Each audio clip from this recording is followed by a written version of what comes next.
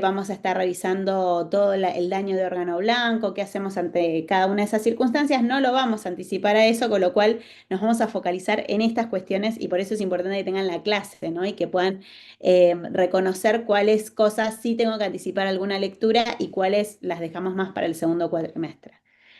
Bueno, la piel en los problemas crónicos, como por supuesto vinculado a su extensión, a su importancia dentro del organismo, la realidad es que se va a ver afectado por una cuestión u otra y sobre todo en pacientes diabéticos es un foco de que dentro de nuestra O de nota de evolución se va a llevar la descripción de la piel, ¿no?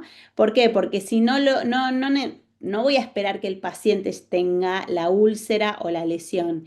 Nosotros tenemos que hacer una revisión continua, sobre todo en miembros inferiores, para ir detectando algunos factores de riesgo que se reconocen para justamente que el paciente tenga un pie diabético, ¿no? Entonces, hay un aspecto preventivo dentro de este abordaje que sí es importante considerar, por lo tanto, me va a pasar dos caminos. Uno, que sea parte del control de salud de la persona diabética, es decir, la persona diabética puede no tener ningún síntoma y yo miro para saber y para orientarle al paciente, porque estos factores de riesgo son los que me condicionan a futuro la presencia de estas lesiones, o bien el paciente es un motivo de consulta explícito, me salió esto hace un tiempo. Por detrás, como les decía, y lo vamos a repetir varias veces en la clase, está el hecho de pensar metabólicamente cómo está nuestro paciente. O sea que sí o sí no podemos separar, ¿no? Una cosa de la otra. Entonces va a haber aspectos del funcionamiento de la diabetes como problema metabólico, aspectos que vamos a ver desde lo preventivo y necesariamente por lo menos las primeras líneas de tratamiento dentro de esta práctica ambulatoria. ¿Qué decir de la diabetes mellitus? Bueno, sobre todo la diabetes de mellitus de tipo 2 tiene una gran evolución, es una condición muy prevalente en la práctica ambulatoria. Se debe a cuestiones vinculadas al control metabólico de la glucemia, ¿no? Al funcionamiento de la insulina, que hace que en determinados pacientes con factores de riesgo, antecedentes familiares, antecedentes personales, sedentarismo, mala alimentación, que fumen, que tengan otra enfermedad crónica, podría condicionar un aumento de esta glucemia y por lo tanto a alteraciones que pueden ser permanentes o irreversibles en diferentes órganos y tejidos, ¿no? Y pueden generar al mismo tiempo complicaciones a corto, mediano o largo plazo, producto de esta anormalidad en la función bioquímica, estructural y funcional. Recuerden que acá nos interesa pensar en la práctica ambulatoria y qué es lo que voy a yo resolver y poder atender en nuestros pacientes, pero toda esta explicación fisiopatológica nos permite entender también el funcionamiento de los propios fármacos a la hora de indicar uno u otro. Insisto, no nos vamos a focalizar en el tratamiento, digamos, hipoglucemiante que vamos a tener para nuestros pacientes en esta instancia, pero sí entender que hay aquí un contexto de paciente que vamos a controlar. Entonces, la cuestión más importante aquí, que esa falta de control glucémico en los pacientes diabéticos, es lo que trae a consecuencia las alteraciones en los diferentes órganos y tejidos, sobre todo en una primera instancia las complicaciones microvasculares, retinopatía, nefropatía y neuropatía, y la neuropatía a nosotros nos va a interesar principalmente durante esta clase, digamos, y a consecuencia de estas complicaciones en la microvasculatura, puede, por supuesto, profundizarse y generar mayor daño en un sistema u órganos que pueden ser afectados. Fíjense, esto estoy amando mucho de los gráficos de la IA porque lo hacen todo mucho más lindo, pero hay algunas manifestaciones cutáneas y mecanismos que subyacen a la generación de estas lesiones. Es decir, como venimos diciendo, un mal control metabólico lo que hace es generar la posibilidad de que estos micro lesiones se vayan amplificando con el tiempo. Si en el tiempo lo que va pasando es que tengamos menor control metabólico y por lo tanto menos cumplimiento de las metas de nuestro paciente, me va a generar que la microvasculatura se dañe, luego esto que afecta al tejido conectivo y colágeno de manera más profunda y que produzca también una neuropatía periférica que en expresión para nuestros pacientes, y anticipamos, es esta pérdida de sensibilidad, sudoración alterada y deformidad, ¿no? Y entonces aparecen algunas cuestiones como una diversidad de problemas cutáneos que no solamente, insisto, se circunscriben en la aparición de esa úlcera. El paciente puede tener dermatosis, como por ejemplo una microbiosis lipódica, una dermopatía, la acantosis nícrica en las ampollas diabéticas y el engrosamiento cutáneo diabético. Al mismo tiempo, hay algunas otras que están menos descritas en la literatura, pero que aparecen como algo interesante para ver en el paciente diabético. Y acá sí me parece importante que hagamos una diferenciación conceptual respecto de lo que significa que un paciente con diabetes tipo 2 tenga mayor cantidad de, o que tenga mayor prevalencia, perdón, de dermatosis. ¿Y qué significa que tenga dermatitis, digamos? Es conceptualmente, desde el punto de vista dermatológico, es importante reconocer la diferencia. La dermatosis es lo que ocurre como consecuencia de una alteración estructural, metabólica o degenerativa, mientras que las dermatitis son productos de erosiones inflamatorias, ¿no? Que son activas y evidentes. Y entonces ahí ustedes van a encontrar alrededor de esas lesiones esa famosa tetrada de Celsius con calor, con aumento de temperatura local, con hinchazón, con edema, con un color más rojizo, ¿no? A nivel de la lesión. Y eso a mí me está hablando de que eso es un origen más infeccioso. En cambio, los pacientes con diabetes tipo 2 o cualquier alteración crónica que tenga el paciente tiene mayor predisposición a generar procesos de dermatosis. La dermatosis característicamente el paciente acompaña manchas, engrosamientos, cambios en las texturas y atrofia. Es muy común que el paciente diabético atraviese estas instancias.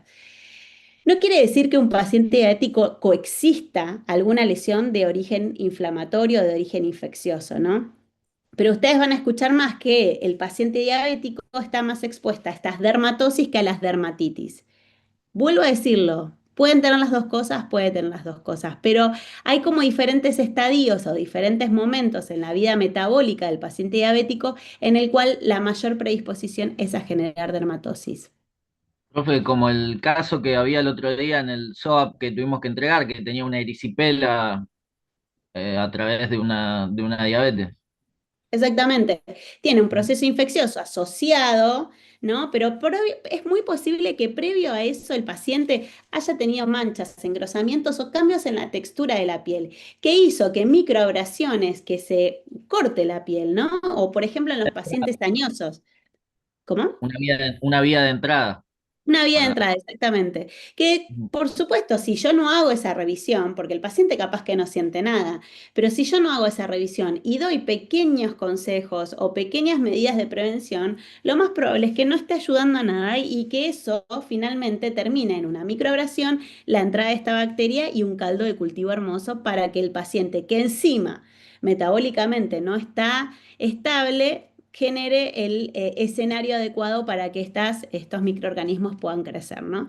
Que es en el caso de cuando coexiste una erisipela, que es muy frecuente en los pacientes diabéticos. Así que vamos a estar hablando más de dermatosis. Ahí, como lo dice, ¿no? El origen más en las dermatosis tienen que ver con enfermedades crónicas, sistémicas, hay cuestiones genéticas. También la edad, a mayor, digamos, mayor edad de los pacientes, mayor atrofia hay en la capa superficial de la piel.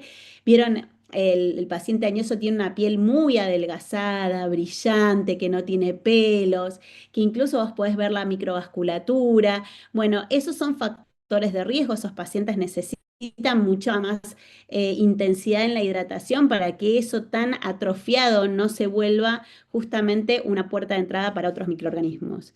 Y en caso de las dermatitis es más frecuente, hay un componente propio de los pacientes en la distribución de las células como barrera de defensa que genera mayor cantidad de alergias, que sea una piel mucho más irritante, factores genéticos, el tipo de fototipo de piel. Lo habíamos visto con melanoma, el fototipo de piel más clarito generaba mayor predisposición a quizás el efecto secundario de la luz ultravioleta, ¿no? De la UV. Bueno, y la relación, en relación a las dermatosis, no todas las dermatosis presentan inflamación, dermatitis, quizás simplemente atrofia o engrosamiento de la piel. Y en el caso de las dermatitis, todas las dermatitis son técnicamente un tipo de dermatosis, porque si la definición es una alteración estructural de la piel, bueno, toda se va a llevar. Pero La dermatitis necesariamente hay un proceso inflamatorio, como dijimos anteriormente. Lo aclaro porque es muy importante a la hora de escribir y a la hora de entender también por qué habla de dermatosis en contexto del paciente diabético. Y entonces acá había una serie de cambios estructurales que están en el contexto de la dermatosis, que son estos problemas frecuentes. La necrobiosis lipídica tiene que ver con una afectación fundamentalmente del diabético tipo 1, pero que puede llegar a aparecer en diabéticos tipo 2 de larga data. Son placas ovales amarillo parduzcas que son de carácter atrófico, particularmente en las regiones pretibiales. Es como muy característico del diabético tipo 1 que presente este tipo de lesión, porque aparece característicamente en la zona anterior de la pierna, con un borde eritematoso y una ulceración central que es muy frecuente, ¿no? En el caso de la dermopatía diabética sí es una afectación de aquellas personas que ya llevan cronicidad respecto a la diabetes mellitus.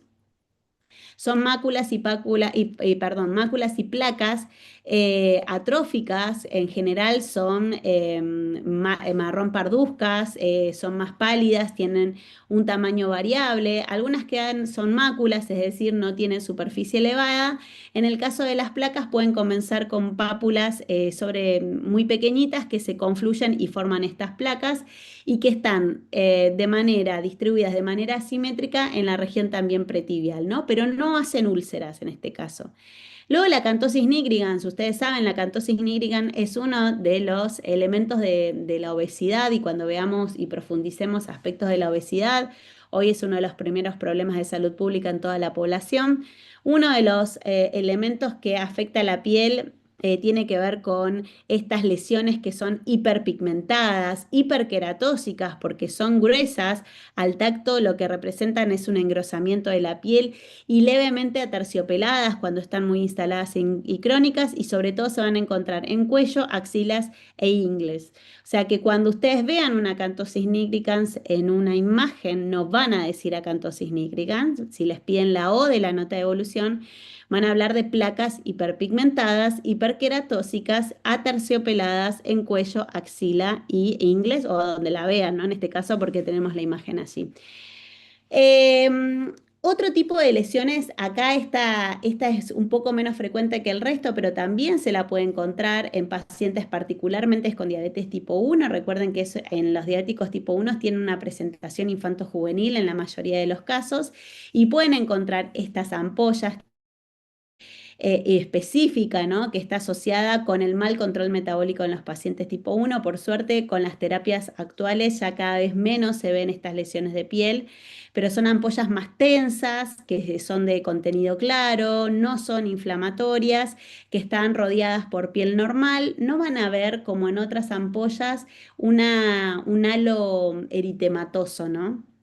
Por el contrario, parecen como de la misma superficie de la piel, ¿no?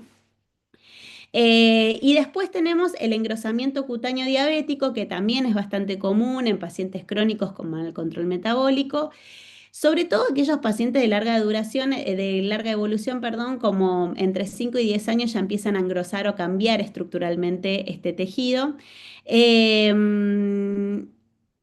Y la realidad es que se puede presentar como placas eritematosas, pero sobre todo al tacto son placas bastante engrosadas, ¿no? Em, Hay que evaluar siempre la piel del paciente diabético, en no solamente los pies. Digo, esta es el mensaje con estas imágenes, ¿no? Entonces, para avanzar un poquito sobre esto, sepan que vamos a basarnos en las guías de práctica clínica que tienen del Ministerio de Salud. Después les voy a dejar dónde están todas las guías concentradas del ministerio, en un solo lugar para que ustedes puedan ver, porque además las últimas actualizaciones se dieron a través del programa Hertz. Ustedes saben que la diferencia entre el programa nacional y el Hertz es que el Hertz es de la Organización Panamericana de la Salud, y es un consenso entre países sobre el manejo de estos problemas crónicos. Fundamentalmente los dos que más han trabajado fueron diabetes e hipertensión. Estuvo siempre en carpeta que salgan todas las guías que tienen que ver con tabaquismo y EPOC, y enfermedad renal crónica, que también pronto vamos a tener buena y completa información sobre esto. Bueno, entonces dijimos que además de estas dermatosis, lo que nosotros, esperen, lo que nosotros íbamos a evaluar era el pie. ¿Por qué? Porque el pie se llevaba a las dermatosis, yo las puedo ir controlando, las puedo ir siguiendo, puedo tomar medidas de control, esencialmente de control metabólico. También puedo hacer medidas de prevención, pero el pie diabético se lleva una de las consecuencias más importantes en la calidad de vida de las personas, ¿no? Por eso le vamos a dar esa entidad. ¿Qué le pasa al pie diabético? Bueno, puede evolucionar, puede provocar un daño hasta el hueso. Ese daño puede ser lo suficientemente irreversible para provocar diferentes tipos de amputaciones, ¿no? Entonces, por eso es tan importante ponerlo en el radar de cualquier consulta en personas diabéticas, ¿no? Entonces, hay definiciones y el consenso internacional del Grupo Internacional de Trabajo sobre Pie Diabético dice que se define a todo pie diabético, a toda infección, úlcera o destrucción tisular del pie asociada a neuropatía y o enfermedad vascular periférica de miembros inferiores en personas con diabetes. La realidad es que es la definición más completa que tenemos sobre pie diabético, ¿no? Y al mismo tiempo vamos a definir algunas palabras que son importantes acá. ¿Qué significa la neuropatía? Porque vieron que dice asociada a neuropatía o enfermedad vascular arterial periférica, perdón. Neuropatía es la presencia de signos y síntomas de disfunción nerviosa periférica en personas que cursan una diabetes, luego de, por supuesto, excluir otras causas, ¿no? La pérdida de sensación protectora es la incapacidad de percibir presión aplicada con el monofilamento, ¿no? Nosotros vamos a evaluar la sensibilidad que tengan nuestros pacientes en determinados puntos y con ello es importante que podamos observar que cualquier pérdida de sensibilidad implica necesariamente en un plazo de tiempo determinado que el paciente pudiese tener alguna complicación, alguna aparición de la úlcera, entre otras cuestiones. Y la enfermedad vascular, la enfermedad arterial periférica, es una enfermedad vascular arteriosclerótica obstructiva que tiene síntomas, que tiene signos y o anormalidades que están detectadas en la evaluación vascular que responden básicamente a una alteración circulatoria que puede darse en una o en ambas extremidades. Por supuesto, voy a decir una obviedad, ¿no? Pero el paciente puede tener síntomas en una sola pierna, en alguna parte de la pierna, puede referir calambres, puede referir dolor, puede referir molestias, puede decir, cuando empiezo a caminar mucho me está empezando a doler, bueno, yo voy a revisar los dos, ¿no? Por supuesto, la enfermedad metabólica en general no es unilateral, ¿no? Y entonces, algunos conceptos claves que aparecen en la enfermedad arterial periférica tiene que ver con, ¿vieron enfermedad arterial periférica en este tiempo, en adulto? Me da miedo preguntar. Y algo vimos. Algo bien, por las dudas, no pregunto. Sí, en ocio con Saraví vimos muchas Ah, neuropatías. bien. No sé. Perfecto, bien, bien, muy bien, muy bien. Bueno, algunos conceptos claves de la enfermedad arterial periférica tienen que ver con la aparición de isquemia que se da a nivel vascular, estos signos de alteración circulatoria, básicamente nosotros los vamos a poder observar o preguntarle al paciente que si tienen alguna molestia, algún dolor progresivo, algún cambio que haya realizado en el último tiempo. Por supuesto, si esta isquemia evoluciona, va a generar zonas más críticas de isquemia y ya me va a generar lesiones que van a responder a esta situación microvascular que tiene que ver con la aparición de estas úlceras, ¿no? Claudicación, ¿no? Que es el dolor en el pie, bueno, puede aparecer en el pie, en el tobillo, en la rodilla, en la pantorrilla, puede aparecer al caminar, en una marcha más intensa, al correr, que cede con el reposo debido a la presencia de la enfermedad arterial periférica, dolor en reposo, la presencia de una úlcera superficial, que eso si lo dejamos ahí, si no preguntamos, va a la úlcera profunda y por supuesto toda puerta de entrada puede generar un proceso infeccioso y en este no entran bacterias amables, ¿no? Son bacterias bastante complicadas que algunas también son multiresistentes, con lo cual siempre hay que atender de manera temprana estas cuestiones. ¿Les parece que estas úlceras duelen? ¿Qué saben de esto? No, No porque porque adormecido No, porque hay una neuropatía, entonces ya pierden toda Claro. sensibilidad. Exacto. puede pasar varias cosas, ¿no? Que sea un paciente con una incipiente enfermedad arterial periférica, digamos, que esté en esos principios y de pronto alguna molestia tenga, pero en general, si estamos frente a una úlcera superficial de un tamaño considerable o de una profundidad considerable, el paciente a veces hasta nos dice, no me di cuenta. No sé desde hace cuánto tengo esto. La historia de que a veces se clavaron un clavo y estuvieron meses con ese clavo en el pie y vas a decir, ¿cómo puede ser? Bueno, tiene que ver con esta explicación, ¿no? ¿Y esto qué sucede, no? Cuando justamente estos procesos empiezan a cronificar y acompañar la vida metabólica de esta diabetes mellitus tipo 2, bueno, podemos pasar de una infección superficial a una infección más profunda. El paciente puede transcurrir con una celulitis. El paciente puede tener una osteomielitis, puede haber además otros factores de riesgo que ahora los vamos a ver, el pie de Charcot, que también me dé determinados indicios, ¿no? De que es un pie de riesgo y eso también es importante entender, que por ahí no tengo lesiones explícitas al momento de esa consulta, pero es un pie de riesgo porque lo vamos a observar. Sí, bueno, los callos y después puedo derivar, o en el peor de los casos, las amputaciones, ¿no? Que pueden ser amputaciones menores o mayores de acuerdo a la extensión que tenga la infección de nuestro paciente. Bien, La pisada incorrecta por el hecho de no sentir. sí, totalmente. Ahora lo vamos a ver, que hay determinadas cuestiones más ortopédicas, ¿no? De la forma del pie que hace que por ahí a otra persona no le suceda nada y en estos pacientes sea un paciente de riesgo, ¿no? Y bueno, decirle, bueno, ¿y dónde empieza esto? La realidad es que cada vez que estamos pensando en una ulceración o un daño en la lesión de pie de los pacientes diabéticos, en general es multifactorial, ¿no? Y entonces ahí es importante entender que el funcionamiento de la enfermedad arterial periférica y dentro de esto el componente de la neuropatía, debemos evaluar dos cuestiones. La neuropatía sensitiva, y la neuropatía motora. La sensitiva a mí me interesa mucho porque las microlesiones que pueda llegar a tener el paciente, o el uso de agua caliente, o caminar descalzo, no tener el calzado adecuado, puede dar como consecuencia estos traumatismos y por consecuente lo que sigue, ¿no? Y al mismo tiempo, la neuropatía motora va a producir un traumatismo interno, quizás por hipopresión plantar, que se evidencia a través de esta hiperkeratosis. Cuando tengamos engrosamiento importante en la región del pie, vamos a tener que estar siguiendo a nuestro paciente, ¿sí? Ni hablar que la neuropatía autonómica, que está condicionado por esta atrofia de piel que les decía, piel fina, seca, brillante, atrófica, con fisuras, es el que da la posibilidad a la apertura y posterior colonización por parte de bacterias, ¿no? Y entonces vamos a decir que el pie diabético es un resultante de diferentes factores externos y internos. Y como siempre, lo vengo diciendo, lo metabólico es lo central y estratégico. Este es un cuadrito que está en la guía de pie diabético que habla de estos factores predisponentes.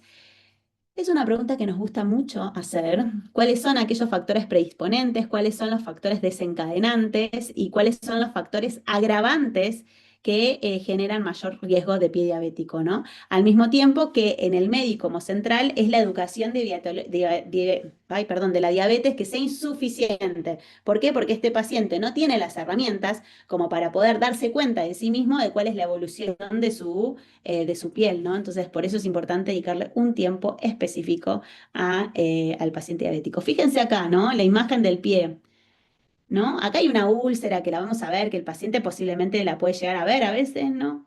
¿Sí? Pero fíjense alrededor, ¿no? Como que si nosotros en algún tiempo anterior a esta lesión, que es cuando empiezan, yo pudiese actuar sobre este tipo de engrosamiento, ¿no? Imagínense como que, no, preventivamente es muy importante que el paciente pueda entender de qué manera, ¿no? Porque lo que le vamos a decir es en un tiempo me vas a venir con esta úlcera si no hacemos algo, ¿no?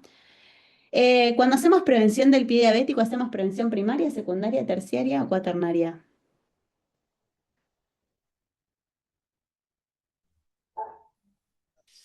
Sería Terciaria. primaria. Secundaria porque ya tiene diabetes.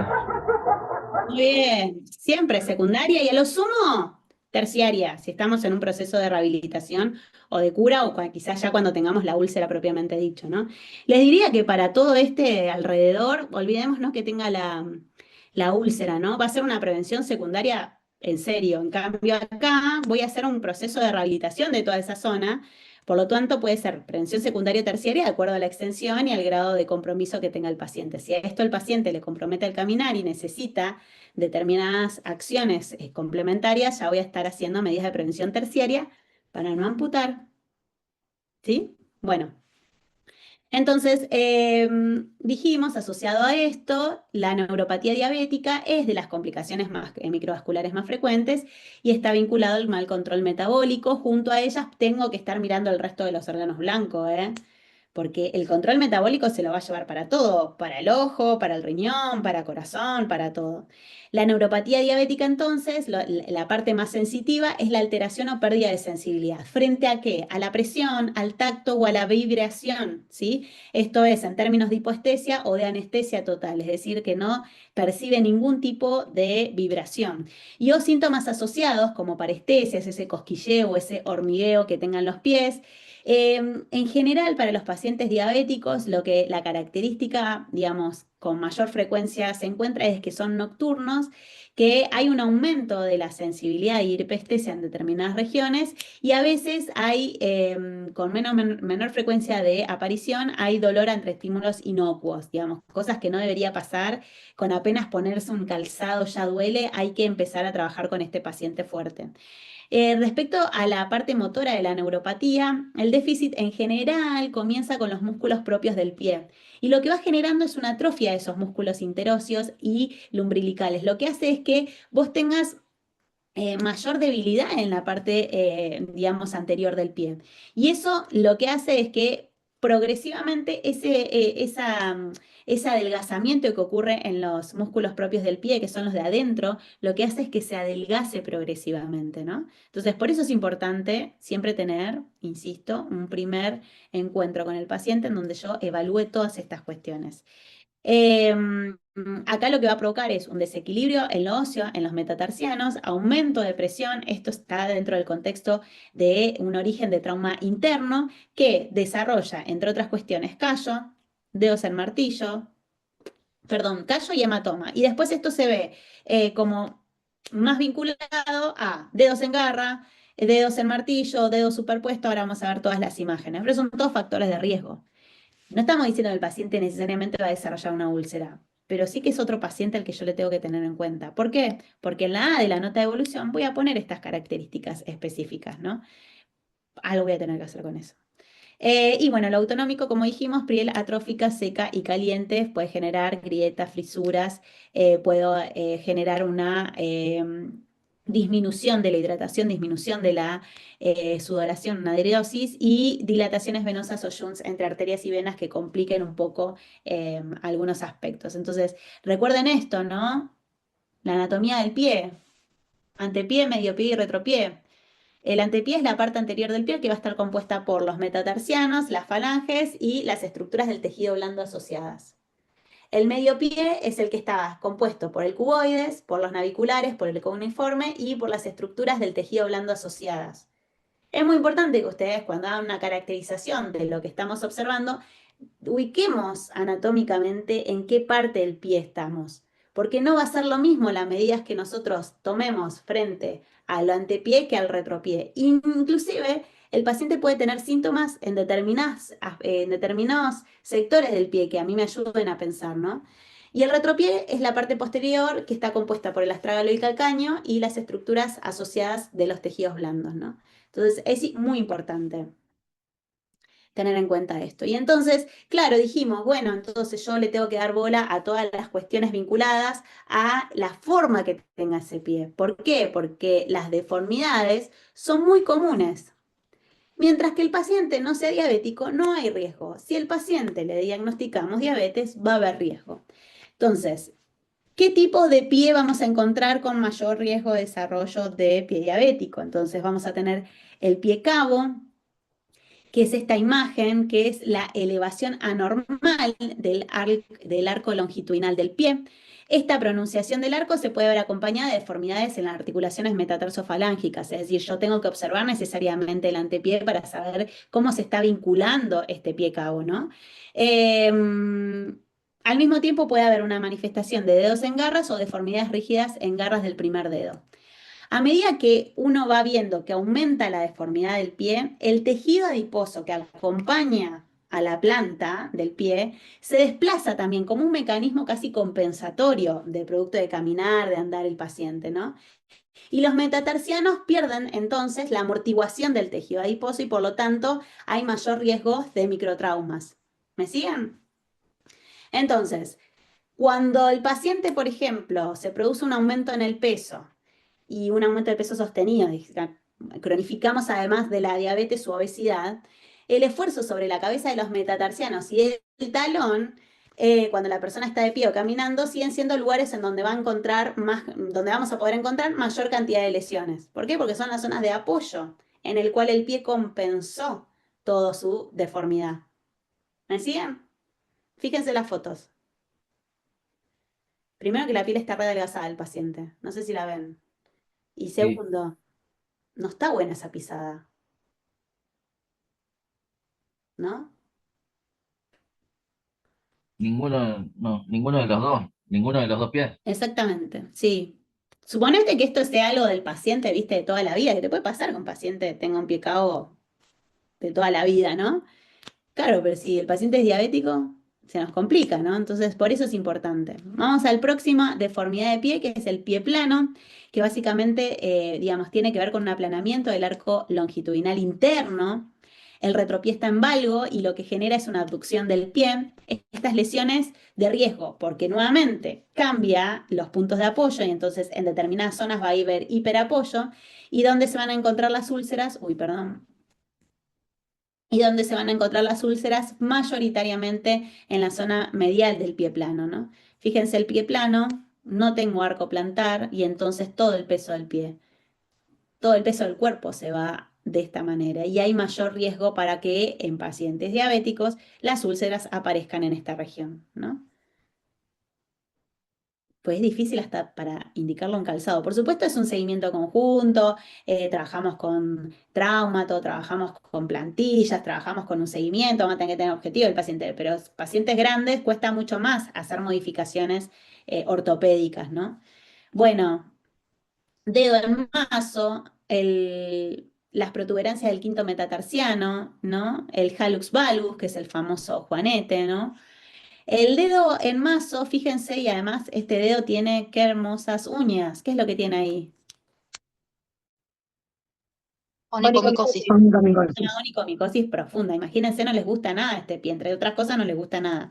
Pero fíjense el dedo en mazo, cómo está distribuido los dedos de manera que haya una flexión fija, generando hiperapoyo en los pulpejos de los dedos. Ustedes levantan la planta de este pie y en los pulpejos de los dedos encuentran como especie de callitos. ¿Sí? ¿Por qué? Porque el paciente cronificó el hiperapoyo y, digamos, caminó con mucho del peso puesto en esta parte del dedo. El juanetillo de sastre o el hallux valgus, que son juanetes, son estas protuberancias que aparecen en el pie, sobre todo en este caso en el desastre, en el dedo pequeño del pie. La protuberancia que caracteriza a este juanete se da en la cabeza del metatarsiano y lo que hace, como toda prominencia, es un proceso de fricción, ¿no? Entre la prominencia ósea y el calzado que utiliza el paciente.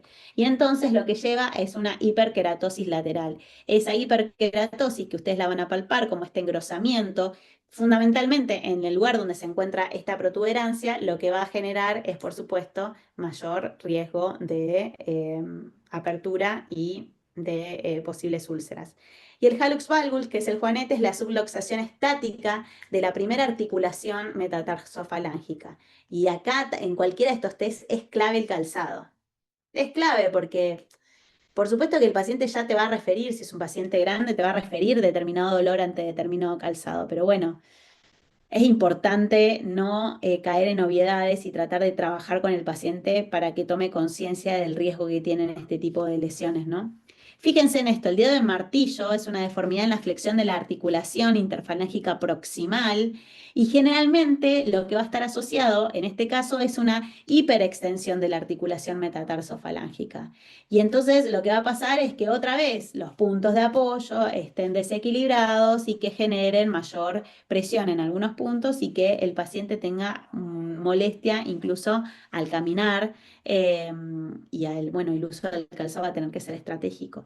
Y los dedos en garra, lo que produce, está provocado por una inestabilidad metatarsofalángica, la afectación primaria es la deformidad de la extensión de la articulación metatarsofalángica, que va a estar acompañada por una flexión de las articulaciones y con lo cual, nuevamente, digamos, una dificultad en una correcto apoyo, ¿no?, del paciente. Esto va a generar, por supuesto, no os puedo explicar la cantidad de molestias que tiene el paciente, pero además que es muy difícil porque tengo que hacer un tratamiento interdisciplinario, no es solamente la piel, voy a tener que estar trabajando ortopédicamente con este paciente. Bien, fíjense, estos ya son menos frecuentes, ¿no? Ya son cuestiones quizás hasta que los pacientes lo reconocen como parte de su historia de vida. Puede pasarles, podemos pasar que alguno de nuestros pacientes no conozca su condición de ortopédica, digamos, y su luego, si aparece la diabetes, peor todavía, pero puede pasar el dedo cruzado, que es la desviación medial del dedo, más comúnmente entre el segundo y el tercero, frecuentemente asociado a el hallux valgus. Fíjense que acá tienen un juanete, ¿no? Y el quinto dedo supraducto o varo congénito del quinto dedo consiste en la dorsiflexión y abducción del mismo. Esta aparece típicamente superpuesto sobre el cuarto dedo, que es lo más frecuente. El paciente ya se conoce de base y entiendo que en estos momentos, digamos, hay otras posibilidades ortopédicas para mejorar todas estas cuestiones, pero bueno, nos puede pasar pacientes que tengan cronificada. Sí, Alexis. ¿Querías decir algo? Perdón. ¿O alguien quería decir algo? Bueno. El hallux varus, también estos no son tan frecuentes. Bueno, la uña encarnada es como otro problema, pero ortopédicamente el hallux varus, ¿lo ven ahí? Bueno, es una desviación medial del primer dedo. Puede ser algo congénito, puede ser algo adquirido, algo iatrogénico, un tratamiento anterior, una lesión de un ligamento, algo. ¿Sí? Puede pasar que, digamos, el paciente conozca el antecedente para que esto se genere. ¿Sí? Y después tenemos un conjunto de elementos que ya son más problemas, digamos, infecciosos o problemas de traumatismos que dan como consecuencia mayor riesgo de un paciente con pie diabético. Bien, la onicocriptosis hallux o la famosa urna encarnada es una afectación que se da en el borde medial o lateral de la uña y por eso es importante la semiología de la uña, ¿no? Saber que tengo que describir cómo se caracteriza la lámina unguial. ¿Ustedes cómo la ven a la lámina unguial ahí? ¿La ven bien? Engrosada. Está engrosada, ¿qué más? Amarillenta. Amarillenta. Amarillenta, Poco un poco descamada. descamada o agrietada, exactamente. Y acá tiene una media lunita, ¿no? Que pareciera ahí perdió sangre o algo pasó, ¿no? ¿No? Sí. Y fíjense la sequedad de acá, ¿no? Esta parte descamativa, ¿no? Después uno va a hacer la descripción de la uña y por supuesto no vamos a ver solamente la uña. Pensemos que queremos tratar de describir toda la lesión y se ve que la lesión se llevó parte de lo periunguial, ¿no? Entonces, en la onicocriptosis, entonces las personas con diabetes tienen mayor riesgo a algún tipo de complicaciones, puede darse en un estado muy avanzado y metabólicamente muy descompensado, infección de piel y partes blandas. Por eso hay que prestarle atención, ¿no? Y algunas cuestiones iatrogénicas, deformidades secundarias a intervenciones quirúrgicas, pero bueno, no son las más frecuentes, no son las que estamos viendo en la actualidad y hoy tenemos más herramientas para hacer diagnóstico. De hecho, hay diagnósticos de pisada que están buenísimos, ¿no? No son todavía no es que están en todos los centros de salud, pero están buenísimos que los podamos ver. Bien, ¿hasta acá cómo vamos? Vamos, por lo menos. Entonces, Bien, dijimos todos estos factores de riesgo que los iba a evaluar y después vamos a terminar la clase con poder identificar el triage de pie diabético, que es una de las formas que toma la práctica ambulatoria para que no se me escape nada y que yo pueda de alguna manera identificar de manera precoz si estoy libre de algunas cosas o algunas alertas, si no tengo que hacer algo, si no derivar de manera más urgente. Pero ¿qué le pasa a la úlcera? Cuando aparece la úlcera, que es esta la solución de continuidad, ¿no? Que aparece como una lesión de piel, que va a tener diferente extensión, profundidad y ubicación. Digo, no es que como otras lesiones, otros cuadros clínicos, los encontramos predominantemente o los encontramos en un solo lugar, pueden estar distribuidos de manera estratégica, pero que si se presenta alguna de otras lesiones ortopédicas, hay mayor predisposición para que se encuentren en determinadas regiones del pie, ¿no? Y esta solución de continuidad que abarca la epidermis y parte de la dermis y que puede ser lo suficientemente profundo para afectar al hueso, se caracterizan fundamentalmente por su cronicidad. Y es un tema, ¿eh? Porque el grado de paciencia que tenemos que tener frente a la úlcera de pie diabético, yo no se los puedo explicar. Porque no es algo que nosotros podamos resolver de un mes para el otro, que nosotros podamos decirle al paciente en 6 meses esto se te cura, porque en el medio nosotros vamos a estar haciendo mucho esfuerzo para que el paciente alcance el resto de las metas. Por ejemplo, el control glucémico, la hemoglobina glicosilada, el perfil lipídico, el peso, la actividad física, el perímetro abdominal, ya hice cuánto, un montón. Entonces, es difícil, porque tengo que convencer al paciente que son todas estas cosas en simultáneo, ¿sí? Entonces, lo primero a definir es, bueno, esta solución de continuidad es crónica. Suele tener un impacto en la calidad de vida de los pacientes y, por supuesto, es una de las causas importantes de morbimortalidad y causas de internación, ¿no? ¿Por qué? Porque muchas veces con las primeras líneas de tratamiento antibiótico o con cualquier tipo de tratamiento que yo quiera empezar, muchas veces los pacientes no logran, digamos, evolucionar favorablemente en su úlcera, ¿no? Para que se vaya cerrando a poquito y de a poquito. Bueno, entonces, básicamente en relación a lo anterior y de acuerdo a la definición que hicimos al principio, ¿se acuerdan? Acerca de vincular al pie diabético con la presencia alguna de la neuropatía, ¿no? Entonces, motora, sensitiva o autonómica, es decir, necesariamente la úlcera del pie diabético es la diabetes, por supuesto, como le dice su nombre, pero la presencia de neuropatía, ¿no? Y esta presencia de la úlcera en pie diabético es consecuencia o bien del trauma interno. ¿Por qué? Porque hay alguna deformidad o alguna cuestión ortopédica que lo que me genera es un cambio en la presión local del apoyo y entonces hiperpresiones locales o externos, porque quizás con cuestiones cotidianas, clavos, espinas, tachuelas, piedras, alambres, astillas, el propio calzado, puede dar como consecuencia una neuropatía sensitiva, la neuropatía autonómica frente a la sequedad de piel y chau, tenemos todo el componente de las tres cuestiones que me van a dar como consecuencia la presencia de una úlcera. Y entonces, cuando yo tengo algunos de estos factores de riesgo que conviven, lo que yo voy a tener que hacer es evaluar el PIDE desde lo traumatológico, desde lo neuropático, ¿sí? Entonces, fíjense, ¿no? Si nosotros tuviésemos aquí la presencia de alguna deformidad explícita en el pie, en donde la estamos observando, lo que va a ir sucediendo es que como hay un estrés mecánico debido a que esta persona puede caminar todos los días, no tiene el calzado adecuado, no está metabólicamente estable, miren cómo va generándose estas fricciones y abriendo de alguna forma la posibilidad de que se forme esta úlcera, ¿no? Lo mismo acá. ¿Cuáles van a ser las zonas de riesgo de ulceración? Y bueno, va a depender mucho de las características que tenga ese pie y de la posibilidad de estrés que tenga ese pie mediante esos puntos de hiperflexión. ¿Bien? Y entonces, como ustedes lo van a ver, tenemos una clasificación de estas zonas de discontinuidad, ¿no? Cuando se aparece la úlcera, bueno, ¿cuándo me empieza a importar la úlcera? Desde siempre, desde antes que aparezca. Y ojalá nunca aparezca. Pero en la medida que vamos a tener, es muy importante poder identificar cuáles son sus características más importantes, dónde se encuentran y de qué manera para nosotros poder definir la gravedad y anticipar la evolución que tengan estas lesiones, ¿no? Entonces, hay una clasificación, hay varias. Nosotros tomamos esta, que es la que toma la guía, la clasificación de Wagner, en donde te dice, bueno, hay 5 grados de lesiones de pie diabético, ¿no?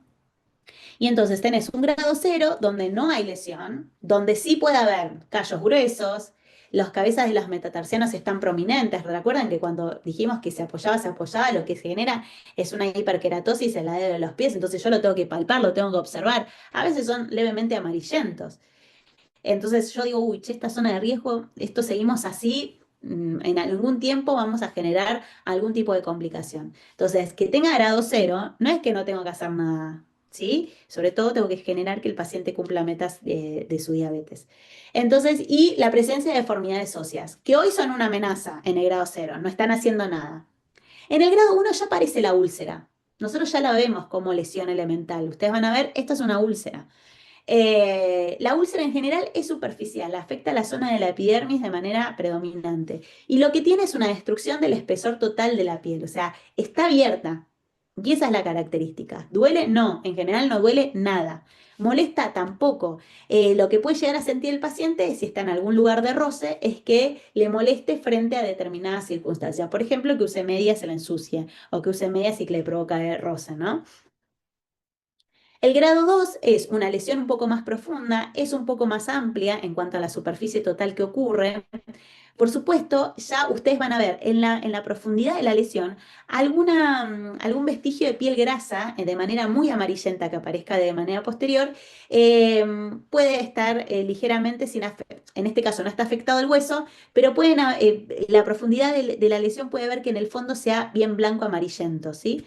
Eh, este ya no me gusta porque ella está infectada y con esta vamos a trabajar bastante.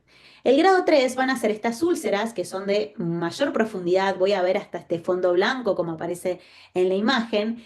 La característica es que puede llegar a tener secreción. Ustedes pueden, de alguna manera, con un hisopo o un algodón, pueden sacar material debridado, ¿no? Que puede salir de la propia fricción cuando yo estoy evaluando la lesión para conocer el grado de profundidad. Es decir, pueden encontrarse con un absceso y hasta pueden encontrarse con la destrucción del hueso. Así literal. Es muy extensa, es profunda. Les voy a decir, voy a corregir, no sé si es tan extensa, no es que voy a encontrar una úlcera de este tamaño, pero son más extensas que las otras. Son profundas y por sobre todas las cosas tienen olor y muy mal olor. No se lo olvidan más. Una vez que huelen una úlcera de pie diabético, no se lo olvidan más. Y después ya como, digamos, los grados más extremos, ¿no? Cuando ya hay destrucción de mayor cantidad de tejido, de mayor tejido circundante, está la gangrena limitada y la gangrena ya que es extensa, ¿no? Esto ya es más quirúrgico, de hecho se hacen toaletas quirúrgicas permanentemente hasta que vea cómo se hace la extensión y después ya directamente son los grados más graves y severos en donde se decide la amputación del pie. Yo siempre cuento lo mismo, perdón si alguien ya escuchó esta historia, pero nosotros hacíamos un taller de pie diabético para todos nuestros pacientes diabéticos en el centro de salud, todos pacientes totalmente metabólicamente sin cumplir metas, muy difíciles pacientes, pero hacemos una actividad muy buena que lo logramos sostener durante mucho tiempo porque la mayoría de las úlceras curaron en mucho tiempo, porque costaba mucho tiempo. Hasta que un día queda un señor que no era nuestro paciente, que le dijeron que vaya ahí, el flaco se sienta, se saca las medias, la pierna del paciente ya tenía un color negruzco, digamos, o sea, ya la piel de la pierna era complicada y cuando se saca el calzado y las medias tenía una osteomielitis, veíamos el hueso destruido. No te olvidas más de eso, o sea, te la cuentan hasta que un día lo ves. En el centro de salud, ¿eh? ¿Qué dijo el paciente? No, hace unas semanas que tengo esto. ¿Cuánto lleva de tiempo? Muchísimo. El paciente terminó amputado. Es horrible, ¿no? Porque ya te mirás con los colegas y ya decís, bueno, es una complejidad bastante importante y por supuesto cero control metabólico en paciente que no estaba tomando medicación. Bueno, muy mal. Es decir, sucede. Eso quiero decir, ¿sí? Bueno, entonces, ¿para qué me sirve esto? Para conocer qué es lo que voy a hacer. Fíjense cómo son las lesiones de pre o posulcerativa. Ah, perdón, esta es otra clasificación, es la clasificación de Texas. En algún momento también se usa en nuestro país. Hay más consenso para usar la de Warner que esta. Pero bueno, esta se divide en grado 0, 1, 2, 3 y va desde una herida que, digamos, preulcerativa o posulcerativa, porque también la sigue, hasta la afectación del hueso, ¿sí? Es decir, como que avanza permanentemente. Bien, y entonces este algoritmo diagnóstico, que sí es importante que nosotros lo tengamos en cuenta, estamos hablando y estamos parados en definir las úlceras del pie diabético, porque el otro conjunto de úlceras son las úlceras por presión, tienen otras características y otros factores de riesgo y concomitantes. Capaz que la lesión se parece y tiene puntos en común, pero definitivamente las úlceras por presión van por otro camino. Nos interesa pensar las úlceras de las personas con diabetes, que dijimos y partimos de que estas son personas que van a tener, no van a estar cumpliendo metas y además van a tener enfermedad arterial periférica. Vamos a tener que evaluar la neuropatía sensorial, somática, la motora, la sensorial y la autonómica, y ahí vamos a determinar si el paciente tiene un pie de riesgo o no. ¿Sí? Dijimos que los pacientes con pies sanos, básicamente lo que íbamos a hacer eran medidas de prevención, pero si el paciente empieza a juntar algunos factores de riesgo, como por ejemplo la disminución de la sensibilidad, la presencia de deformidades de pie, que me genera aumento en la presión de las zonas plantares, la presencia de sequedad, es decir, una disfunción de las glándulas sudoríparas del pie y una alteración concomitante del flujo sanguíneo, bueno, estamos en presencia de un pie de riesgo. Recomiendo mucho que se memoricen los algoritmos de estas cosas, ¿sí? Porque las preguntamos. Bien. Entonces, ¿qué elementos son claves para prevenir las úlceras de pie? Identificar el pie de riesgo, es decir, que nos paremos en algún punto de este algoritmo, que podamos hacer la inspección y exploración de forma periódica del pie, sobre todo el pie de riesgo, porque el paciente no está cumpliendo metas, educar al paciente, a la familia, al equipo de salud, porque no es una tarea solamente de la medicina, sino también de aquellas áreas como enfermería, kinesio, que nos ayudan un montón a que estas lesiones puedan ser detectadas a tiempo y poder trabajarlas. Asegurar el uso rutinario de calzado apropiado y tratar los factores de riesgo de la ulceración. Entonces, acá no se ve nada, pero esto está en la guía, ¿sí? En la guía lo que ustedes van a encontrar es qué hago en la historia clínica. Entonces, en la historia clínica, el grado de control glucémico. Recuerden que lo que más vamos a mirar es cómo está la hemoglobina glicosilada, que era ese parámetro que me hablaba de cómo estuvo la glucemia los 3 meses anteriores al momento en el que estoy viendo al paciente. ¿Se acuerdan? ¿Cuál es el valor normal de la hemoglobina glicosilada? menor a 7. Sí, en personas no diabéticas me la banco y en personas diabéticas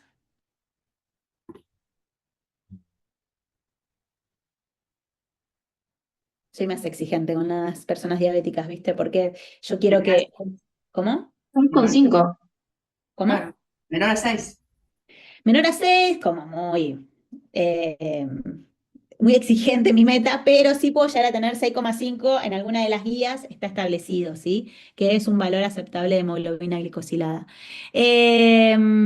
Entonces, también voy a ir viendo el resto de los órganos blancos, cómo está retina, cómo está riñón, cómo está la parte neuropática. Veo el resto de los factores de riesgo, porque volvemos a recordar que es un paciente en un contexto, es decir, como si fuma, si no fuma, si consume alcohol, si tiene hipertensión, si es obeso, si tiene una enfermedad cardiovascular vascular establecida, si hay algún antecedente de ACV, de enfermedad coronaria o de enfermedad arterial periférica previa. Que haya tenido alguna úlcera previa no me ayuda a pensar de que el paciente tenga mayor riesgo al momento que lo estoy viendo. Por supuesto, voy a indagar sobre algunas cuestiones, sobre su calzado, sobre su higiene de pies, sobre el corte de uñas que tenga, ¿no? El paciente que se corta a sí mismo, un paciente que quizás se lo corta, digamos, se lo trata algún podólogo o podóloga, digo, son diferentes contextos de pacientes, diferentes niveles de alarma que tiene el paciente respecto a estas cuestiones precursoras. Le voy a preguntar si tiene dolor y entonces ahí voy a diferenciar el dolor neuropático del dolor isquémico, ¿no? El dolor neuropático, ¿cómo es? ¿Lo saben cómo es el dolor neuropático? Lo dijimos antes, pero para quienes están... Es más Isquemante, difuso. lacerante. ¿Cómo? Es más punzante, es lacerante, duele más, es como más... el Es una paciente lo siente como con más, quemante, exacto, más miedo, siente como una un electricidad. fuego. Ujú. Bien, es a predominio nocturno, en general es bilateral, distal y simétrico, ¿no? Y cede o mejora con la marcha. El paciente te lo dice, yo me levanto y como que se me va pasando, ¿no?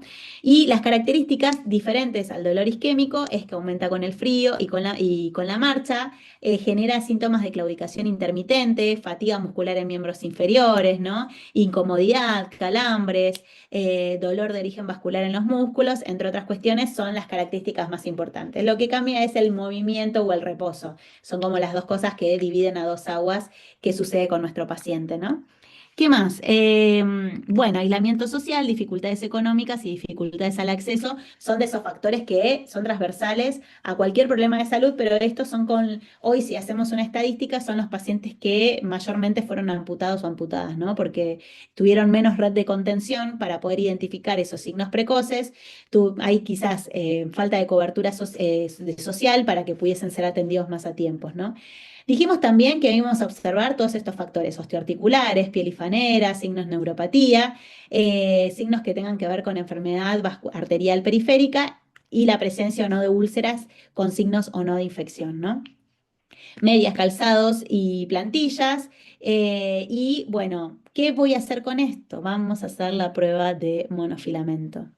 ¿Alguien la hizo alguna vez? No,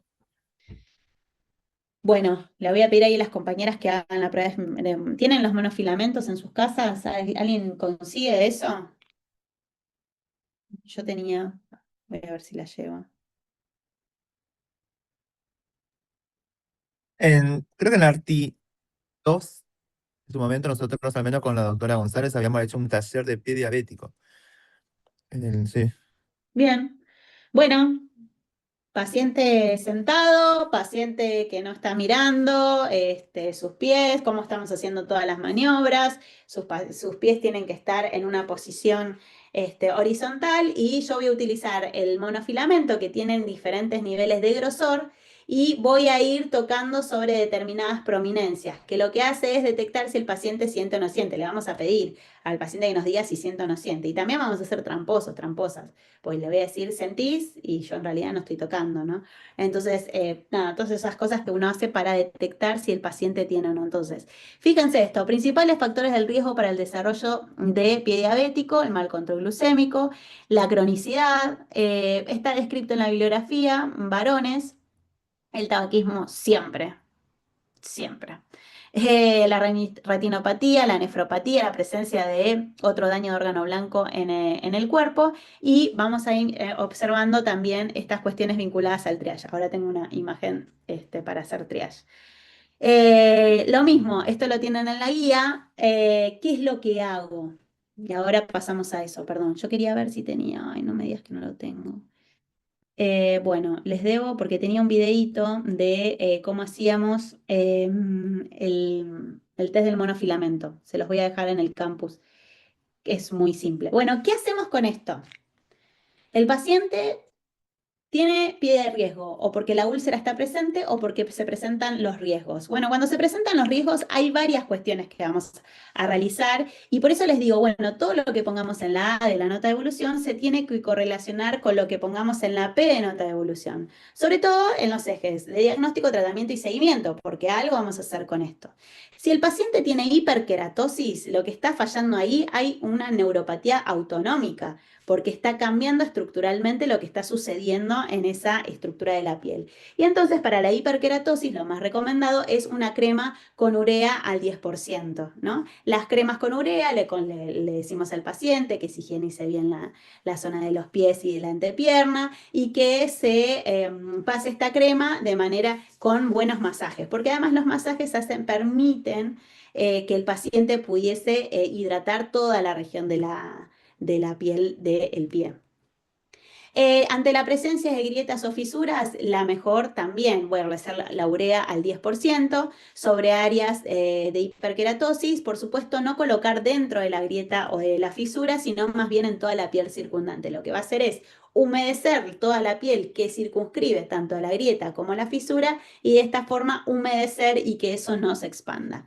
Con los callos hay que, una vez que nosotros los identificamos, lo que tenemos que hacer es corregir ese hiperapoyo, elegir el calzado adecuado, indicar la plantilla en lo posible con un estudio intermedio que es la pedigrafía, que me permite a mí saber cómo son los puntos de apoyo, y un seguimiento conjunto con podología que permita ir de alguna forma tratando el grosor de esos callos y dándole el espacio suficiente para que eso no profundice, ¿no? Y no genere la grieta, que es lo que no queremos. Bueno, si no mejoran los callos, si yo los sigo, si además de todas las pautas de alarma y el control glucémico, bueno, puedo hacer una interconsulta y evaluar el apoyo, ¿no? Kinesio ahí tiene un gran trabajo y, digamos, hoy creo que una de las disciplinas que mejor resultado nos dan para los pacientes, para el seguimiento conjunto de estos pacientes. Por supuesto, si dentro de mi examen físico lo que estoy encontrando es una micosis interdigital, lo que voy a hacer es reforzar el secado entre los dedos, decirle al paciente, ojo con las zonas de humedad, utiliza medias que sean de algodón y que vamos a indicarle o bien una loción o una crema antimicótica hasta que digamos, vamos a preferir por encima la pasta si la lesión es muy húmeda, porque quizás es, digamos, tiene como mucha grieta de color eritematoso. ¿Vieron? Algunas micosis interdigitales se presentan de manera muy frecuente con alta picazón y con grietas que son muy enrojecidas. Bueno, a eso voy a elegir más las pastas que las lociones. Bien. Bueno, si estamos frente a presencia de las ampollas, recuerden que son lesiones que tienen contenido, no la voy a romper, no le voy a decir al paciente sacate las ampollas, yo tampoco la voy a hacer, sino lo que hay que tratar es evitar el apoyo de las ampollas, ¿no? Porque la fricción lo que va a hacer es la ruptura y por consecuencia me va a alterar todo el equilibrio que tenga esa piel para reabsorber ese contenido y que lo pueda reabsorber. Hay que cubrir con gasa seca. Hay que decirle al paciente, mira que si de alguna forma esto se rompe, la gasa se va a humedecer y tenés que hacer un recambio de la gasa. Hay que tener una higiene diaria de esa piel con jabones cremosos, con jabones que sean humectantes. Y esto, ¿no? Ante la ruptura de la ampolla hay que decirle que saque cuidadosamente el resto del epitelio y cubrir con una gasa vaselinada en lo posible. ¿Por qué? Porque le da mayor absorción y lavar diariamente, en el mejor de los casos, con solución fisiológica. La onicocriptosis hay que derivar a traumatología, o hay que hacer, digamos, varias medidas ahí, pero básicamente ahí nosotros nos toca como prestarle mucha atención porque es un foco de entrada impresionante. Y la onicodistrofia, ya cuando a la uña durante mucho tiempo, lo que nosotros no pudimos resolver su onicomicosis digamos, de inicio, de origen, esto evoluciona y puede distrofiar a esta estructura. ¿Por qué no? Ahí la pregunta es, ¿por qué no funcionó nada de lo que le dimos, no? Seguramente haya que hacer tratamiento vía oral con antifúngicos. Para eso voy a necesitar sí o sí un hepatograma. Recuerden que uno de los efectos adversos más importantes de los antifúngicos es el aumento de las enzimas hepáticas, hace cambios en el hepatograma, con lo cual sí o sí necesito saber qué está sucediendo. Y si tenemos la posibilidad de cultivar, de poder hacer un micológico, sería lo ideal, ¿no? Un cultivo micológico para saber el origen de esa infección, ¿no? Bien, y la onicomicosis con tratamiento sistémico. Bueno, depende, esto está puesto dentro de lo que es todo lo que es micosis, pero sepan esto, ¿no? Que por eso les decía antes, es muy importante que sepan quiénes son los microorganismos que causan los problemas infecciosos en las uñas, en la piel. ¿Por qué? Porque no es lo mismo que estemos hablando de un dermatofito, que estemos hablando de una cándida, que estemos hablando de cualquiera de todos estos, eh, de la pitiriasis versicolor. No, es importantísimo. Además, las levaduras van por un lado y los dermatofitos, los tricofitos van por otro lado, así que tengan en cuenta eso, es importante que lo sepamos y qué hacemos en cada una de estos problemas. Sepamos también que en contexto del paciente diabético, en general, voy a utilizar el tratamiento vía oral, ¿sí? Porque en general están bastante avanzados. Bien, llegando hasta aquí, sí nos parecía importante que podamos pensar en, bueno, mi paciente tiene un pie de riesgo, mi paciente no tiene pie de riesgo. Por eso se habla del modelo de triage. No es el único modelo, pero es un modelo bastante rápido para atención primaria de la salud que incluso puede ser compartido con otras disciplinas y profesiones, ¿no? Entonces acá yo lo que hago es revisar un poco su historia clínica, consultarla al paciente, relevar cuestiones que tengan que ver con el dolor, con los antecedentes y después sí, bueno, cómo está la herida, si es que lo tuviese, ¿no? Si estamos en verde, no estamos de riesgo, si estamos en amarillo, ¿qué son esas cuestiones de riesgo? Si está en rojo, ¿qué son esas cuestiones que me hacen determinar a mí una derivación y o seguimiento conjunto, ¿no? Hay una, además, a ver si está por acá, esperen, ¿eh? No. Bueno, esto. ¿Qué significa la valoración local de la lesión? Es decir, ¿qué cuestiones voy a ver para saber si me tengo que apurar o no con esa lesión? Bueno, hay una especie de acrónimo que es el TIME, que es la T de tejido no viable, que habla del tejido propiamente dicho. Ahí lo que yo voy a hacer es evaluar el color, el estado de la herida, si estoy en presencia de un halo de necrosis, si estoy en presencia de un halo de fibrina, si hay granulación, si hay epitelización y ¿qué medidas tomo esto? Ya sabemos que si yo me encuentro frente a necrosis o fibrina, que son tejidos no viables, bueno, ya voy a tomar algunas medidas, ¿no? Entonces, ¿qué tipo de tejido tengo al frente? ¿Qué tipo de infección, no? En este caso se lo define como infección al menos de dos siguientes alteraciones, o que haya edema o induración local, eritema, dolor o aumento de la sensibilidad local o secreción purulenta, ¿no? Que puede ser una secreción media espesa, blanquecina, opaca, sanguinolenta, puede ser cualquier tipo de secreción y aumento de la temperatura local. Como todo esto también el olor va a ser característico, pero esto es como la valoración local. Entonces, de tejido, tissue, de infección, de exudado, la M, que evalúa la presencia de exudado, su nivel de producción, si es abundante, si es moderado, si es escaso, si no tiene, la valoración de la presencia de exudado y su nivel de producción abundante, perdón, y observar, y esto es importante, como los pacientes en general drenan o tienen estas pérdidas de líquido constantes, ya vienen con las heridas cubiertas, ¿no? Y entonces cuando nosotros destapamos esa herida es importante ver la coloración en el que tienen esas gasas o apósitos que están mojados, ¿no? Y por último el edge, que es los bordes epiteliales, que es para valorar el estado del borde de la herida, callo, maceración, eritema, edema, y también para evaluar el área perilesional, ¿no? La presencia de algún eritema o maceración van a indicarnos a nosotros complicaciones adicionales. Así que cuando estemos acá en el triage, esto de las cuestiones de la herida, uno es a través de este modelo, el modelo TIME, ¿sí? Acá está resumido, ¿no? Porque además al mismo tiempo, ¿qué vamos a hacer con eso? Fíjense esto, ¿no? Esto coincide con lo que vimos la otra vez. ¿Cómo se mide y se hace la iconografía de la lesión? Uno es el tamaño, otro es la profundidad y otro es la ubicación. Similar a lo que vimos la otra vez cuando estábamos describiendo nevos, ¿no? Que teníamos como una serie de elementos que conformaban esa descripción de la lesión, ¿no? Hay que registrar siempre el tamaño, profundidad, ubicación de la herida y hay que medirla, por supuesto, con la fecha y documentarla, es decir, sacarle una fotografía para saber la evolución. Muy importante, es muy recomendado, es una muy buena práctica de realización. Bien, bueno, si encuentro tejido, ¿y qué hago con todo esto? Bueno, de acuerdo a dónde estemos o de acuerdo al grado de profundidad, si hay tejido que está necrótico, que está fibrinoso, bueno, muchas veces la decisión va a ser conducta expectante y muchas veces se va a debridar, de manera que hay que sacar con un bisturí de manera muy prolija y hacer estas toilettes quirúrgicas, ¿no? Para ver si hay infección, lo que puede hacer si no hay infección, un lavado permanente. Si hay infección, hay que hacer un lavado con algún antiséptico y, por supuesto, definir cuál va a ser mi línea de tratamiento antibiótico. Y si hay exudado, si la gasa está seca, si no tengo nada, lo que puedo hacer es tratar de generar una hidratación de esa piel y puedo usar gasas vaselinadas o hidrogeles. Hay un montón ahora que son costosos, no son baratos, pero sirven un montón para algunos estadios de estas úlceras de pie diabético. Y en el caso de que estén muy húmedas o que tengan exceso de humedad alrededor de la herida, se puede utilizar hidrofibrinas también. Hay muchas muy nuevas, muy lindas, muy caras, digamos. Hay algunas que son muy caras.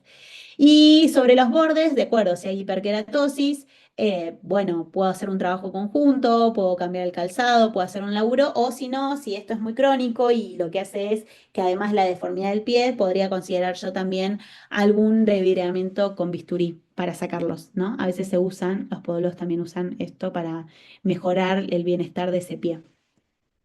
Y siempre proteger. Bien, bueno, esto es lo que habíamos visto y fíjense el estado de, en este caso de la clasificación de Texas, el grado de profundidad al que llega a la destrucción total de tejido que hay cuando estamos frente a una herida muy profunda, muy abarcativa y muy avanzada, ¿no? Bien, ¿qué es lo que hago entonces en las úlceras de pie diabético? Un poco para ir cerrando esta parte. Bueno, lavar, debridar, controlar la infección, lograr una humedad adecuada, cuidar los bordes, porque eso va a ser muy importante para limitar la extensión que tenga esta lesión, cubrir la herida y descargar la lesión, ¿no? Esto es muy, muy importante. Y esto es lo que está puesto también en la guía de respecto a lo que venimos charlando, qué hago cuando la úlcera no está complicada, la complicada y la severa, ¿no? Y en dónde, en qué nivel de atención se circunscriben estos pacientes, ¿no? De acuerdo a cómo estemos parados. Recuerden que lo más importante es observar la profundidad de la úlcera. Muchas veces es un paciente que ya ha venido y que nosotros hemos intentado algunos de los tratamientos y la presencia o no infección y las comorbilidades que no logran estabilizarse, bueno, son todos factores de riesgo muy potentes para que trabajemos más con el segundo nivel, ¿no? Eh, bien. Lo mismo, el manejo de la infección con el paciente diabético de nuestra úlcera infectada, determinar si es una úlcera leve, moderada o severa. Si la úlcera es una úlcera leve, en general es nuestro primer contacto en la práctica ambulatoria. Vamos a indicar una limpieza diaria y una cura húmeda, porque vuelvo a decirlo, hay cambios autonómicos en las lesiones. Hay que hacer una línea de tratamiento con antibiótico de primera línea y hay que empezar a trabajar con el paciente para descargar la lesión, ¿no? Entonces hay medidas alrededor que no tienen que ver directamente con el proceso infeccioso, pero sí con los factores de riesgo que vamos a trabajar. El calzado, la pisada, entre otras cuestiones. Mejora entre los 5, mejora la evolución y bueno, puedo estar pensando de completar hasta 10 días de tratamiento, ¿no? 10, 14 días de tratamiento. Si no mejora, la úlcera va a evolucionar y ojo con quedarse en esa úlcera. Ahí vamos a trabajar con el segundo nivel para reconsiderar sobre todo cuál va a ser el tratamiento antibiótico para prevenir fundamentalmente la osteomielitis, ¿no? Y la infección severa siempre, por más que, digamos, no hayamos pasado por esto y nos encontramos frente a una infección severa, vamos a derivar al tercer nivel de atención. Bien. Bueno, y estos son el resumen de los elementos que hacemos en la práctica ambulatoria, ¿sí? Que es un poco lo que venimos charlando. Bueno, acá les quiero mostrar, a ver, voy a salir un ratito y les quiero mostrar dónde están todas estas cuestiones. En esta página, porque la verdad es que el ministerio tuvo durante mucho tiempo todo esto muy fraccionado. Primero no teníamos acceso y ahora tenemos acceso a todo está muy bastante concentrado. En la parte de diabetes vamos a tener todas estas cuestiones, ¿no? El manual de educación diabetológica lo vamos a ver muy bien en profundidad en el segundo cuatrimestre. Acá está la guía clínica de examen de pies para personas con diabetes. Ahora lo vamos a ver. Cuando ustedes vean la palabra bioclínica, es este trabajo que se hizo con el programa Hertz. Y acá sobre diabetes mellitus, sobre la detección y manejo ambulatorio de las complicaciones microvasculares, ¿no? Está todo lo que tiene que ver con pie diabético. Y este es uno de los que más nos interesan, pautas de prevención y abordaje de pie diabético. Les quería mostrar la guía clínica. Está muy linda. Ah, y acá está el video. Ah, que no me di cuenta. Acá está el video de los exámenes de pies en las personas con diabetes. Así que esto recontra sugerido que lo vean, que lo miren, que lo hagan, ¿sí? Porque me parece que está bueno practicar, por más que el paciente no tenga la úlcera activa, decía hacer todo el examen físico, me parece un buen ejercicio hasta entre ustedes, eso no hay problema. Bueno, aquí está la vía clínica de paciente diabético. Bueno, creo que no tenía más nada. Bueno, preguntas, dudas. Lo mismo. Lo mismo. Ah, acá estaba él. Bien. ¿Dudas, preguntas? No, Ah, profesor. ¿estamos todos aprobados el examen de ayer? ¿Están todos aprobados? Pregunto. Ah, no sé, yo no sé, la docente les dirá, no lo sé, chicos, yo no. Ah, no, como estaba usted tomando, pensé que... No, no, yo fui a llevar las preguntas, no, no, no, no. Esperen que les comparto mientras, esperen que descargo los participantes del día. Ahí estamos, y ahí les paso No, no sé nada, de verdad no sé nada. Ok, Se supone que tendría que haber ido bien o no. y era complicado. ¿Era complicado? Bueno. Era para que activen. Sabemos que están con otras cosas también, ¿viste? Entonces quizás no están en su momento pleno de rastreos, pero así más o menos algunas preguntas choice son así del examen. Bueno, preguntas sobre pie diabético.